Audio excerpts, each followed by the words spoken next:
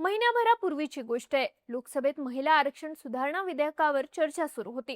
सरकारकडून गृहमंत्री अमित शहा बाजू मांडत होते. त्यावेळी अमित शहा यांनी एक असं वक्तव्य केलं जे अनेकांसाठी धक्कादायक होतं. अमित शहा म्हणाले होते, राहुल गांधींनी संसदेत कसं बोलावं हे आपली बहीण प्रियंका गांधी यांच्याकडून शिकलं पाहिजे. त्या दिवशी प्रियंका गांधी यांनी लोकसभेत जे भाषण केलं होतं त्यानं अनेक जण प्रभावित झाले होते. खरं तर भाजपमध्ये अमित शहा हे एकमेव नेते नव्हते ज्यांनी प्रियंका गांधी यांची प्रशंसा केली होती. संसदीय कार्यमंत्री किरेन रिजिजू यांनी एक पाऊल पुढे जात प्रियंका गांधी या राहुल गांधी यांच्यापेक्षा चांगल्या विरोधी पक्षनेत्या ठरू शकतील असं म्हटलं होतं. आता भाजप नेत्यांच्या या वक्तव्यांची आठवण काढण्यामागचं कारण म्हणजे सध्या प्रियंका गांधी यांचा काँग्रेस पक्षातला प्रभाव चांगलाच वाढलाय. तसं पाहिलं तर मल्लिकार्जुन खरगे हे काँग्रेस अध्यक्ष आहेत, पण पक्षाचे सगळे निर्णय राहुल गांधी यांच्याकडून घेतले जातात. मात्र आता या निर्णय प्रक्रियेत प्रियंका गांधींची एंट्री झाली आहे. मागच्या काही दिवसात काँग्रेसनं असे काही निर्णय घेतले जे राहुल गांधी नाही तर प्रियंका गांधी यांच्या मर्जीचे होते. त्यामुळे आता प्रियंका गांधी राहुल गांधींवरती भारी पडतायत का अशा चर्चा सुरू झाल्यात. पण असं नेमकं का बोलले जात आहे? काँग्रेस पक्षानं प्रियंका गांधी यांच्या मर्जीनं कोणते निर्णय घेतलेत? प्रियंका गांधी खरंच राहुल गांधींवरती भारी पडतायत का? समजून घेऊया या व्हिडिओच्या माध्यमातून. नमस्कार, मी दिव्या आणि तुम्ही पाहताय बोलभिडू. तर काँग्रेस पक्षानं अलीकडेच एक असा निर्णय घेतला ज्यानंतर या सगळ्या चर्चांना सुरुवात झाली. हा निर्णय होता केरळमच्या मुख्यमंत्रीपदाचा. केरळम विधानसभा निवडणुकीचा निकाल 4 मे रोजी लागला. राज्यात काँग्रेसच्या UDF आघाडीनं दणदणीत विजय मिळवत डाव्या पक्षांची 10 वर्षांपासूनची सत्ता उलथवून लावली. राज्यात आता काँग्रेसचा मुख्यमंत्री होणार हे स्पष्ट झालं होतं. पण हा मुख्यमंत्री कोण असेल यावर पक्षात एकमत होत नव्हतं. काँग्रेसमध्ये 10 दिवस अनेक खलबत झाली. केरळच्या नेत्यांचे दिल्ली दौरे झाले. राजधानीत रात्री उशिरापर्यंत बैठका झाल्या, पण अंतिम निर्णय काही होत नव्हता. इकडे पश्चिम बंगाल, आसाम आणि तामिळनाडूमध्ये सुद्धा मुख्यमंत्र्यांची शपथविधी झाले, पण केरळमध्ये काँग्रेसला सत्ता मिळूनही मुख्यमंत्री पदासाठी एक नाव फायनल होत नव्हतं. शेवटी निकाल लागल्यानंतर तब्बल 10 दिवसांनी म्हणजे 14 मेला काँग्रेसनं आपला मुख्यमंत्री जाहीर केला. पक्षानं घोषणा केली की VD सतीशन हे केरळचे मुख्यमंत्री म्हणून शपथ घेतील. इथे लक्षात घेण्यासारखी गोष्ट म्हणजे काँग्रेसने हा जो निर्णय घेतला आहे तो निर्णय राहुल गांधी यांचा नाही तर प्रियंका गांधी यांचा आहे. केरळच्या मुख्यमंत्री पदासाठी 3 दावेदार होते. पहिले KC वेणुगोपाल, जे राहुल गांधी यांच्या अत्यंत जवळचे मानले जातात. दुसरे VD सतीशन, जे 5 वर्ष राज्यात विरोधी पक्षनेते होते. तर तिसरे रमेश चेन्निथला, जे केरळमध्ये काँग्रेस पक्षाचे सर्वात ज्येष्ठ नेते आहेत. मुख्यमंत्री पदासाठी या 3 नेत्यांमध्ये जोरदार रस्सीखेच सुरू होती, ज्यामुळे एक नाव फायनल होत नव्हतं. सूत्रांचा दावा आहे की जरी राहुल गांधी यांची पसंती KC वेणुगोपाल यांना होती तरी त्यांच्याबाबत काँग्रेस नेत्यांचा फीडबॅक चांगला नव्हता. राहुल गांधी यांचं म्हणणं होतं की हा निर्णय सगळ्यांनी मिळून घ्यावा, त्यांना घाई करायची नव्हती. KC वेणुगोपाल यांच्या विरोधात गेलेली आणखी एक गोष्ट म्हणजे त्यांनी विधानसभा निवडणूक लढली नव्हती. ते सध्या लोकसभेत खासदार आहेत. म्हणजे समजा काँग्रेसनं त्यांना मुख्यमंत्री केलं असतं तर त्यांना त्यांच्या खासदारकीचा राजीनामा देऊन आमदार म्हणून निवडून यावं लागलं असतं. याचा अर्थ काँग्रेसला 2 जागांवर निवडणूक लढवावी लागली असती. काँग्रेस पक्ष सध्या अशी रिस्क घेणार नाही. दुसरं नाव VD सतीशन यांचं होतं, ज्यांनी 5 वर्ष विरोधी पक्षनेते म्हणून काम केलं होतं. केरळमध्ये ते डाव्या पक्षांविरुद्ध काँग्रेसचा मुख्य चेहरा आहेत. काँग्रेसनं ही विधानसभा निवडणूक सतीशन यांच्या चेहऱ्यावरच लढली होती.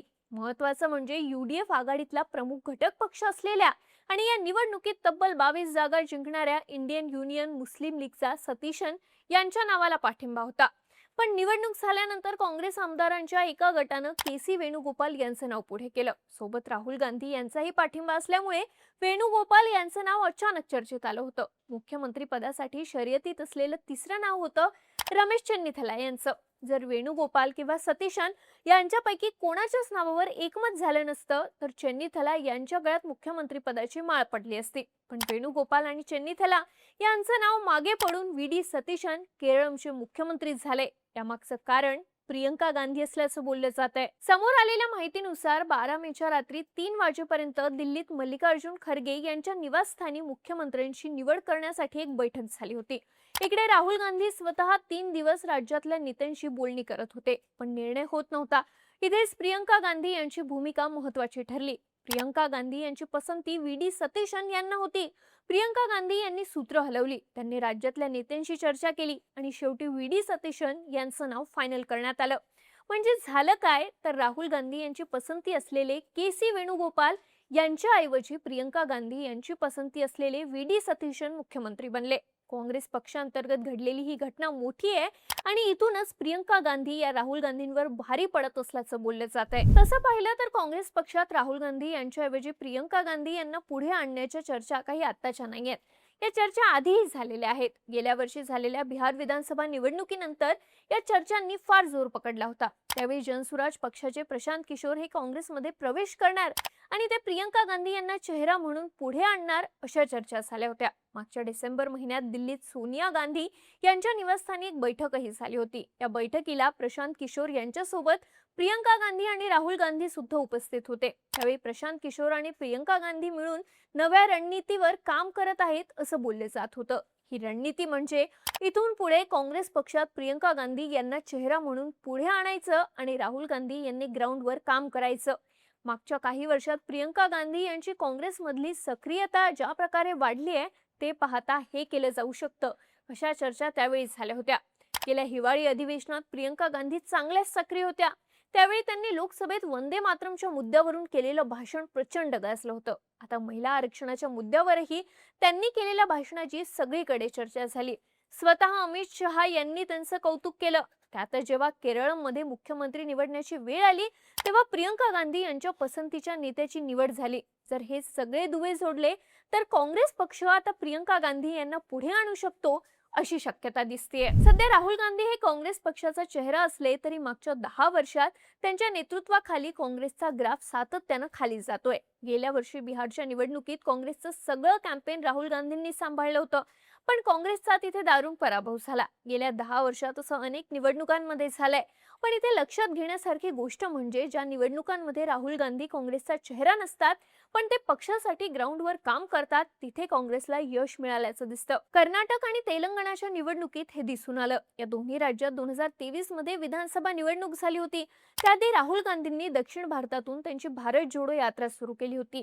या यात्रेनं कर्नाटक आणि तेलंगणात निवडणुकीआधी काँग्रेससाठी वातावरण निर्मिती केली होती.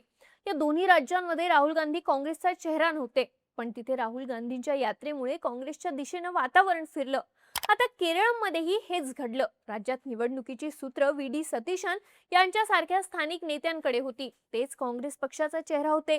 त्यांच्या चेहऱ्यावरच पक्षाला केरळमध्ये चांगलं यश मिळालं. त्यामुळे आता पुन्हा एकदा राहुल गांधी यांच्याऐवजी प्रियंका गांधी यांना काँग्रेसचा चेहरा केलं जाऊ शकतं अशा चर्चा सुरू झाल्या. सध्या तरी काँग्रेसमध्ये प्रियंका गांधी यांचा प्रभाव वाढल्याचं स्पष्ट आहे. राहुल गांधी यांच्याऐवजी प्रियंका गांधी यांच्या पसंतीचा नेता मुख्यमंत्री झाल्यानं काँग्रेसमध्ये त्या राहुल गांधींवर भारी पडत असल्याचं बोललं जातंय. त्यामुळे इथून पुढे काँग्रेस प्रियंका गांधी यांना चेहरा म्हणून पुढे आणू शकतो अशा चर्चा पुन्हा सुरू झाल्यात.